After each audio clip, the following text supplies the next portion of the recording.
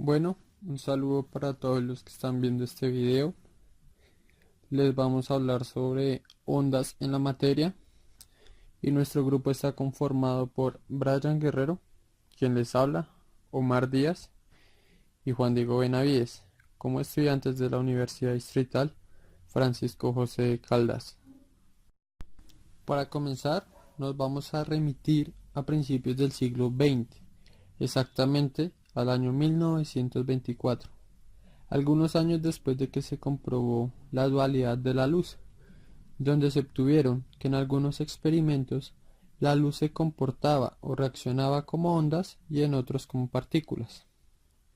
Esto se logró gracias a los trabajos de Albert Einstein sobre el efecto fotoeléctrico en el año 1905, basándose en las hipótesis de Planck, donde se demostró que las ondas electromagnéticas están formadas por partículas elementales llamadas fotones, pequeños paquetes de energía, y que la energía de la luz dependía de la frecuencia más no de la intensidad.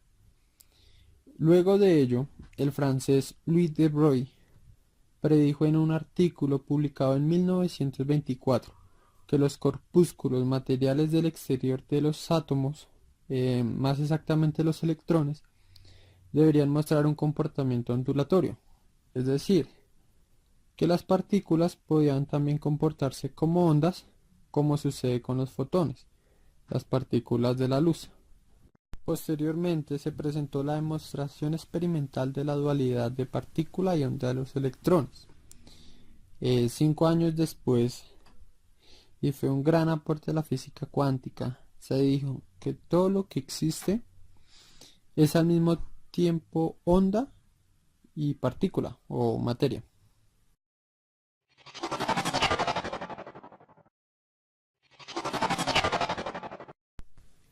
Retomando el inicio de la física cuántica, cuando Einstein entendió lo que había dicho Planck y lo relacionado al fotoeléctrico, que se experimentó a partir de un rayo de luz incidente sobre un metal, y de allí los electrones podrían dar un salto cuántico.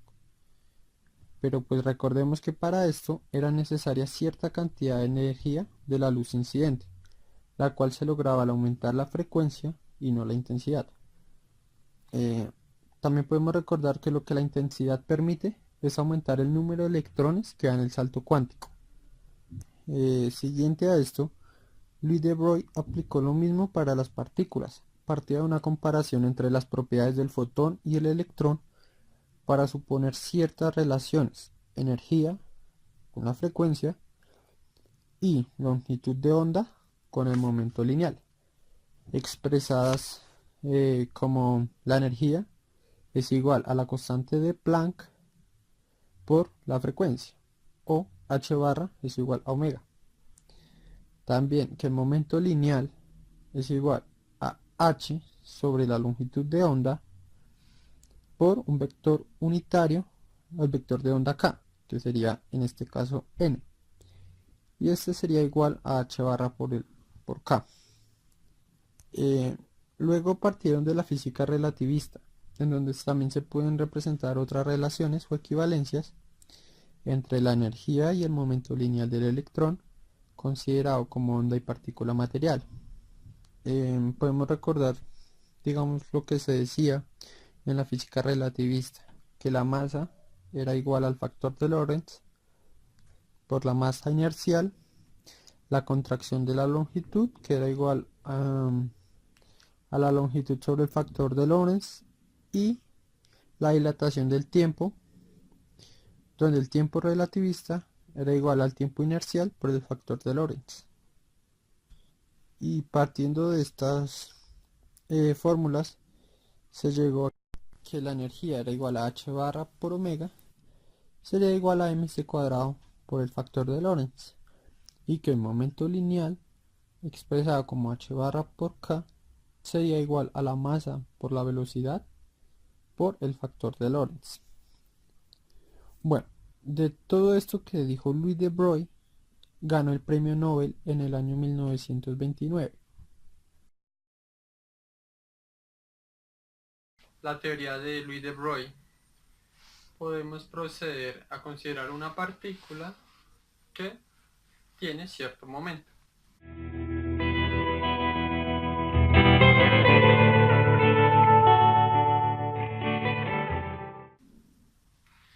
Para comenzar, pues podemos considerar que el momento es igual a la masa por la velocidad. Esto considerando pues en la física mecánica. Entonces, lo que él sugería era que la partícula al desplazarse iba a tener cierta onda a la cual pues, digamos, él vio en las características que llevaba una frecuencia angular y una longitud, pero esta longitud se reconoce como lambda. Entonces, a partir de la energía en la física mecánica, que nos dice que la energía es igual a la masa por la velocidad al cuadrado sobre 2, y la energía que dio Louis de Broglie, que nos decía que la energía del electrón o de una partícula subatómica era igual a h barra por la frecuencia angular. Entonces, aquí podemos proceder a despejar la velocidad en función del momento y la masa. Nos quedaría que la energía es igual a la masa sobre 2 multiplicada por el momento sobre la masa, esto al cuadrado. Entonces nos quedaría que la masa al cuadrado sobre esta nos quedaría solo una, o sea, 2 veces la masa por el momento al cuadrado. Y sustituyendo, sustituyendo esta parte en lo que sugirió Louis de Broglie, o sea, en esta energía, obtenemos que W será igual al momento al cuadrado sobre 2 veces la masa, la energía sobre 2 veces la masa por h barra. Y tomando K, que es 2pi sobre lambda, este K, recordemos que cuando se aplica en electrónica se ven los fasores, que los fasores es igual a una amplitud por un seno multiplicada, o sea, en el ángulo iría W por T menos el ángulo de desfase.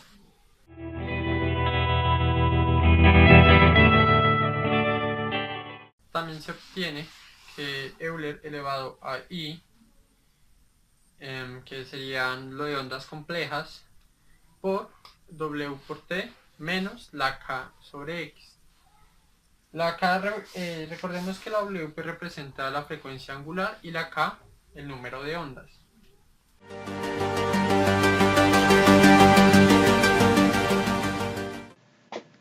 Bueno, una vez ya sabiendo de dónde sale la variable W y K, que al final pues terminan siendo constantes, podemos considerar esta partícula como que inician un desplazamiento en un t sub 0 y en una posición lambda que es igual a 0. Entonces, reemplazando en la ecuación de Euler elevado a I multiplicado W por tiempo menos la constante K por X, reemplazamos aquí pues W y la variable K. Luego de aquí podemos despejar h barra, que está común. Una vez despejado, pues nos quedaría esta función. Viendo esta función, lo único que nos interesa es el comportamiento de este ángulo, por lo cual aplicamos este ángulo para este movimiento en particular. Entonces, despejando, nos quedaría de esta forma, que si vamos a un caso particular, que es este caso de la pelota que se está desplazando, tendríamos que la velocidad será igual a la derivada de la distancia con respecto al tiempo. Entonces, ya que el momento es la masa por la velocidad, eso sería igual que la masa es la derivada de la distancia, pues con respecto al tiempo. Una vez aquí, reemplazamos lo que hicimos en esta parte, pero en vez de el momento lo vamos a dejar expresado de esta manera. Entonces nos queda de la siguiente forma. Aplicando ya pura solución algebraica y procedimiento algebraico nos resulta esta fórmula, que si la reemplazamos acá, pues en la primitiva nos quedaría de esta manera. Esta es para este caso en particular de la pelota que inicia en un tiempo cero y en una distancia cero. Pero si lo vemos desde la parte general aplicada, pues nos quedaría distancia final menos la distancia inicial al cuadrado, ¿cierto? Menos el tiempo final menos el tiempo inicial. Y así nos quedaría de la siguiente manera. Y con esto podemos demostrar de dónde sale lo de Louis de Broglie. Bueno, ya con esto podemos observar que esta es para nuestro caso en particular, cuando la pelotica tenía un tiempo cero y digamos una distancia lambda, una longitud de onda cero, pues al comienzo del movimiento. Ya para un caso en general, pues tendríamos esta fórmula. Y a esta se le aplica lo de los fasores que se ven en electrónica y en ondas complejas.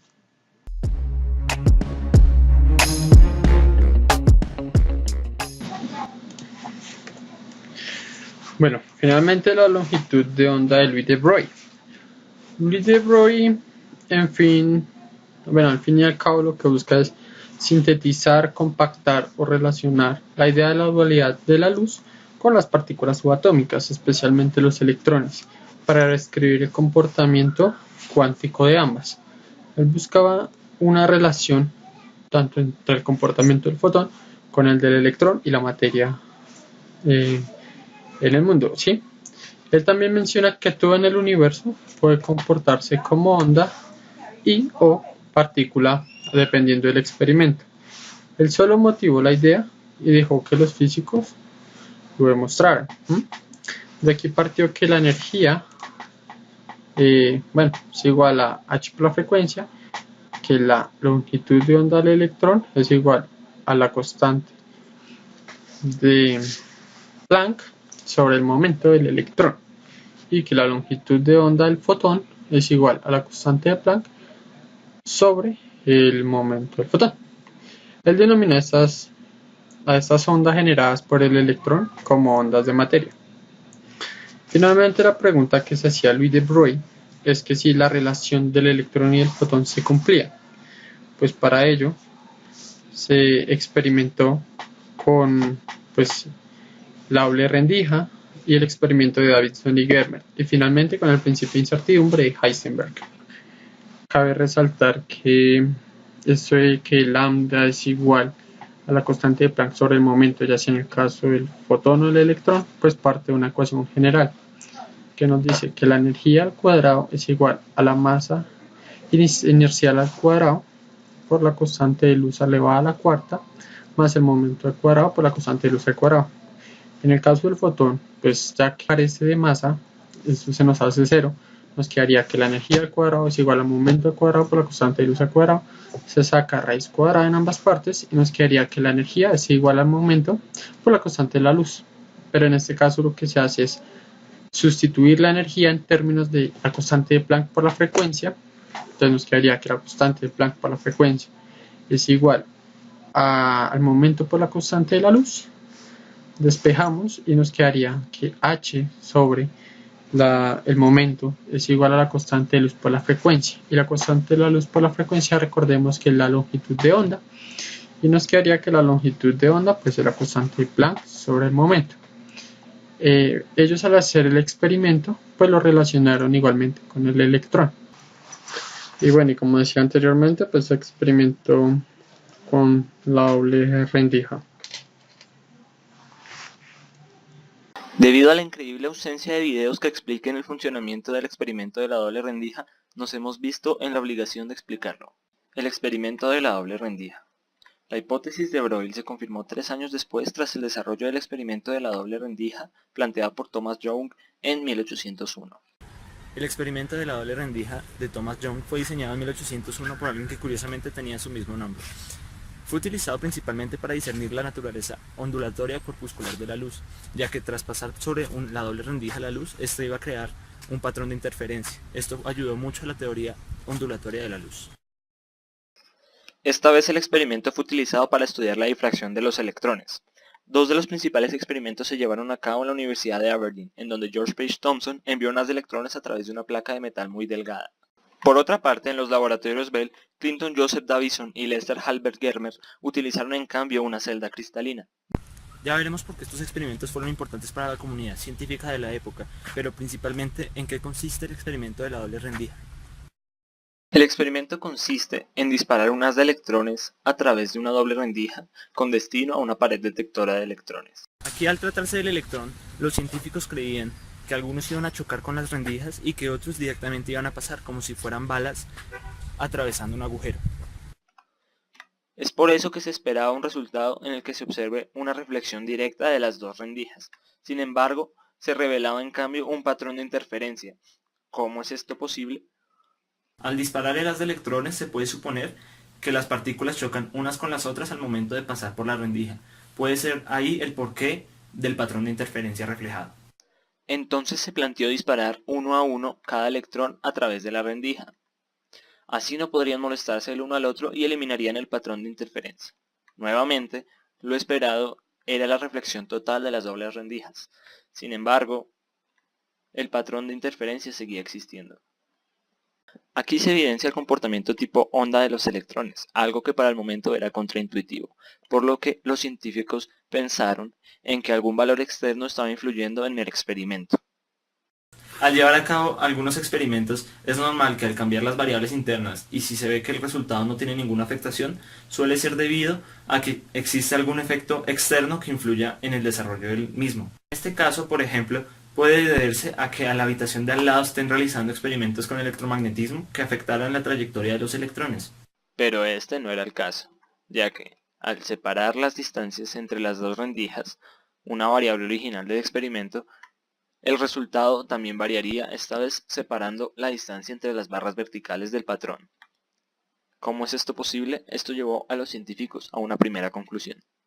Si tanto enviando los electrones uno a uno o enviando directamente las de electrones a través de la doble rendija se evidencia el patrón de interferencia, entonces nos deja la pregunta, ¿los electrones son onda o son partícula?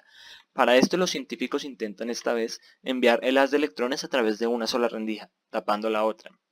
En este caso, si los electrones fueran partícula, se debería reflejar una sola barra, pero si los electrones fueran onda, se debería reflejar el patrón de interferencia que ya conocemos, que fue de hecho lo que ocurrió, dándonos la conclusión de que el electrón es una onda. Al analizar el comportamiento ondulatorio de los electrones, se cuestiona entonces por dónde pasa el mismo, por lo que a través de un aparato capaz de detectarlos, se llega a la siguiente conclusión.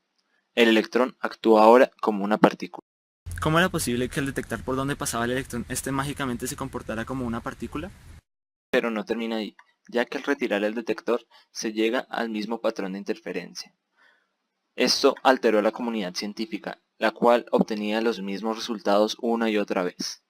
¿Qué estaba pasando? Era como si el experimento se burlara del científico al querer comprender la realidad del asunto. Era como si la realidad se estuviera escondiendo ante nuestras caras. ¿Acaso lo que vivimos, lo que sentimos, todo lo que hemos construido, es en realidad real? Burla, realidad, ¿qué hacía que con el detector los electrones actuaran como partícula y sin este, como onda? Esto llevó a los científicos a replantear el sistema que se había llevado hasta ahora. Como conclusión, debido a la dualidad onda-corpúscula del electrón, este se interfiere al mismo. Al ser partícula y al ser onda a la vez, un mismo electrón pasa por las dos rendijas. Se comprueba entonces la hipótesis de Broglie y se le da bienvenida a la mecánica cuántica moderna. El experimento de Davison-Germer. Casi 3 años después de haber generado la hipótesis Luis de Broglie acerca de la dualidad de los corpúsculos onda-partícula, los físicos experimentales Davison y Germer, a través de su experimento de proyectar un haz de electrones sobre una superficie de níquel, confirmaron la naturaleza ondulatoria de los electrones. Este experimento consistía en la aceleración de electrones, los cuales iban dirigidos hacia la superficie de níquel, pero debido a que en la cámara de vacío entró aire, la superficie del níquel se comenzó a oxidar. Por ende, Estos dos físicos decidieron poner el níquel a altas temperaturas con los que se formaría una red cristalina. De tal modo que al emitir electrones en diferentes ángulos, para sorpresa de ellos había un pico en la intensidad del haz de electrones dispersados.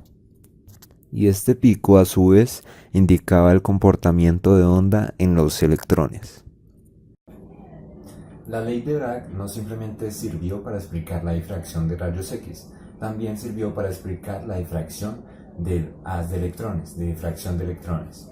De tal modo que tenemos un haz incidente que va a chocar con una red cristalina, como ya lo habíamos mencionado antes en el experimento de Davidson-Germer. Red cristalina, ¿a qué hace referencia? Hace referencia a una estructura que está ordenada o que se presenta periódicamente en relación a los átomos. De tal modo que este haz incidente va a generar un ángulo, pero también se va a generar un haz difractado que va a conservar el mismo ángulo. En general, la ley de Bragg el postulado general nos dice que para que haya una interferencia constructiva, la sumatoria del recorrido de ambas ondas tiene que ser un número múltiplo de la longitud de onda. Es decir, que en esta parte, esta onda es paralela a esta, y en esta parte, esta onda es paralela a esta, pero hay una diferencia, y es la diferencia del recorrido.